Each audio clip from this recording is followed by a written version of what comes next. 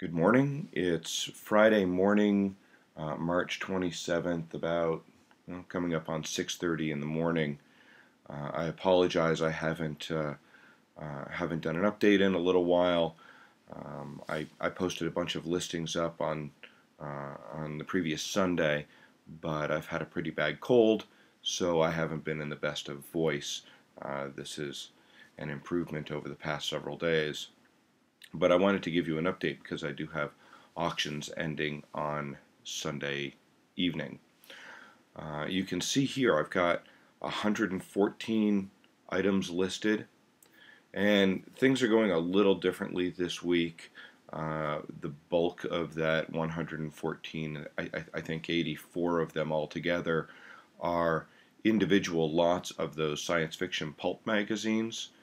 You can see here a bunch of things that are listed at an $8 buy it now.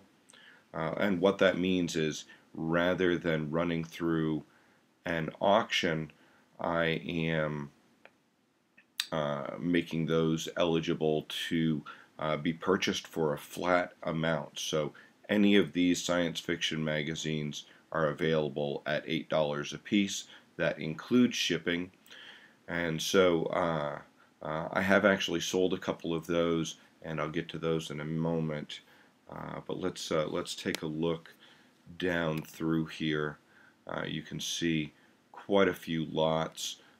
This column here with the numbers, that's the number of page views, and then the column with mostly zeros in it, those are all watchers. So you can see here, not a lot of activity, but that's to be expected. There are an awful lot of these magazines that are available on eBay at any given time.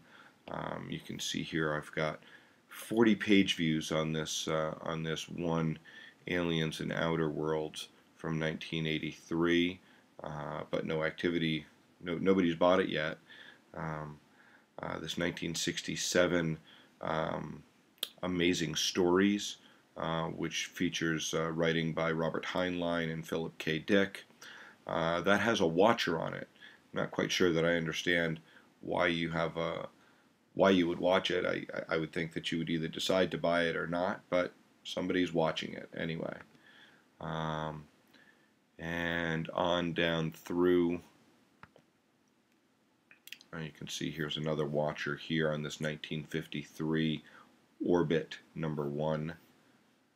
I'm not going to click through any of these because that could send us down quite a rabbit hole. And then down below, the last of the science fiction magazines here is this Worlds of If from 1970. And then we start getting into some of the playing cards that I've got listed up. And you can see here I started everything at $10. I've got a number of lots that have an opening bid of $10.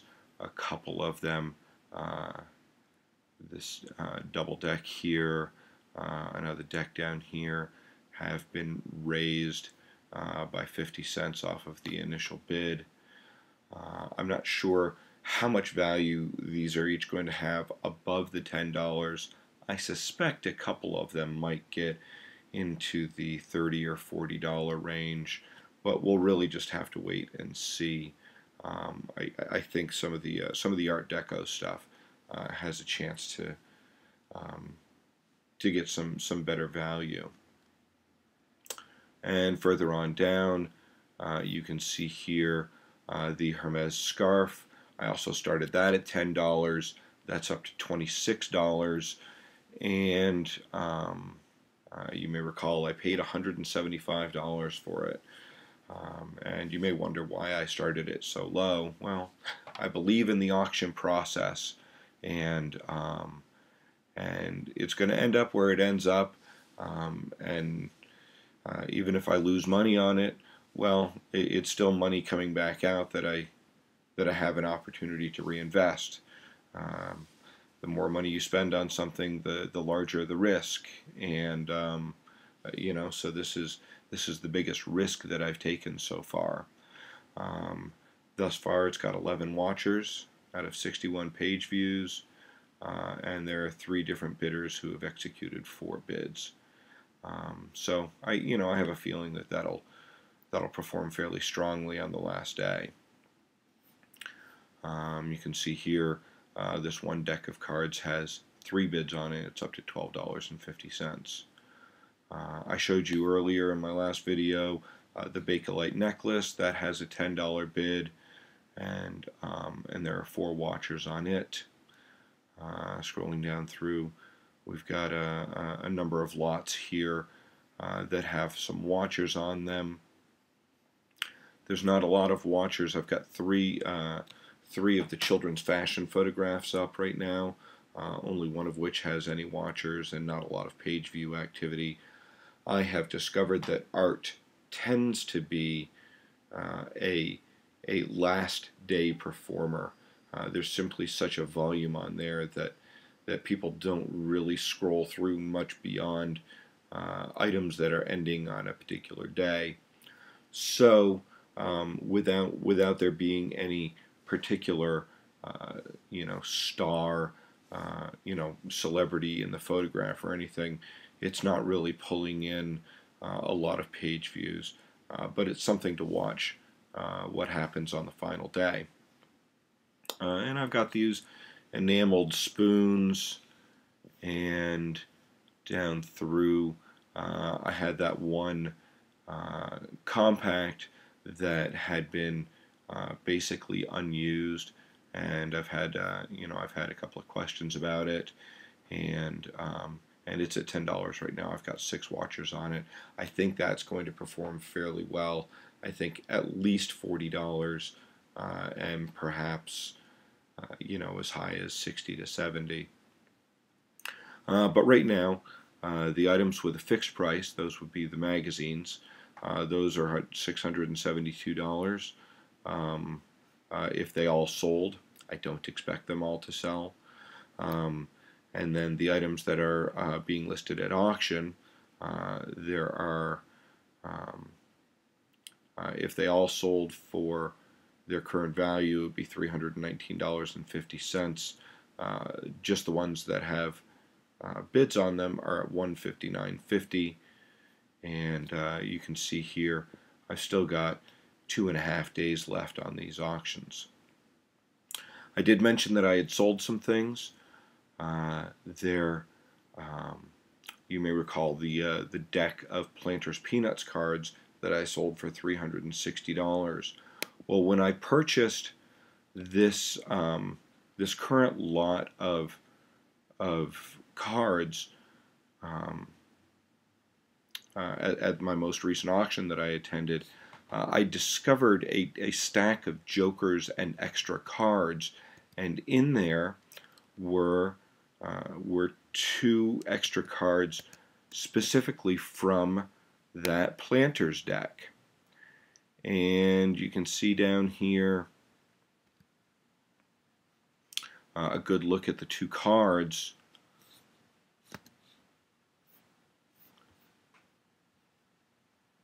There we go. And you can see it's clearly labeled as being a Planters product. And if we look at the back side, you can see that this was dated November 1st, 1932 in the upper right-hand corner of the card. These cards were in excellent condition. I contacted the winning bidder of the Planters deck and asked them if he was interested in these extra cards, and sold them to him for $10 plus shipping, or $10 including shipping, I should say, which was only 70 cents. So there's my first $10 sale out of that those 2 lots of cards that I bought for $30. I also sold some of the science fiction magazines, and I'll scroll through those pretty quickly. This sold for $8, 1959 fantasy and science fiction. Another fantasy and science fiction from 1952 with a story by P.G. Wodehouse, and another by Idris Seabright.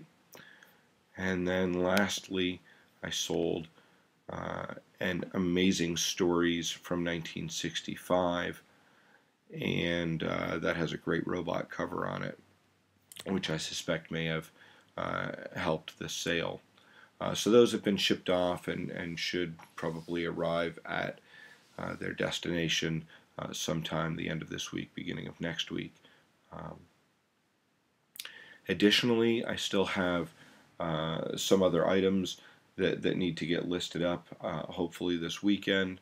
I've got the sterling silver snuff box, and I had photographed that and was ready to make a listing, but decided I was unhappy with the quality of the photographs, so I held off on putting that up and took some better shots of it.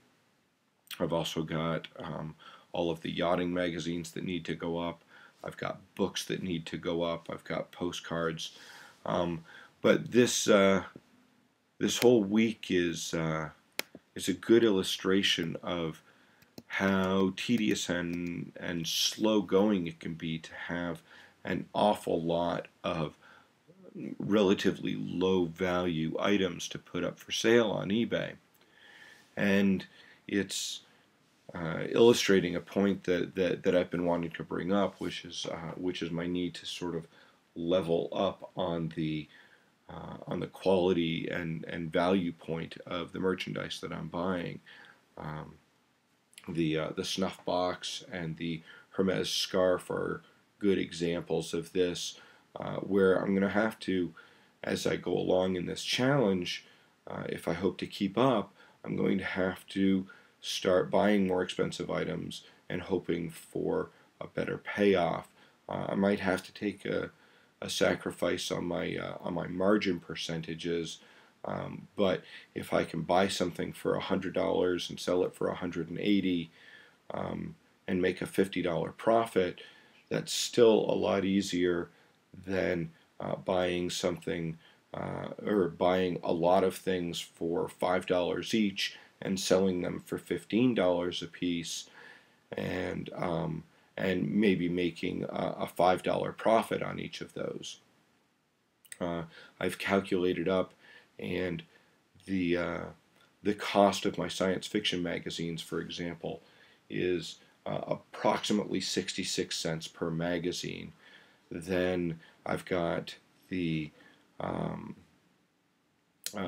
shipping and the eBay fees and everything, and at the end of the day, I'm going to be profiting about $2 to $3 per magazine that I sell for $8.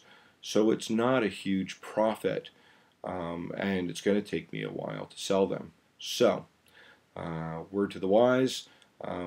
These are the sorts of data points that I'm trying to generate so that I can improve my processes, and we'll see how I do in the future. Thanks for watching.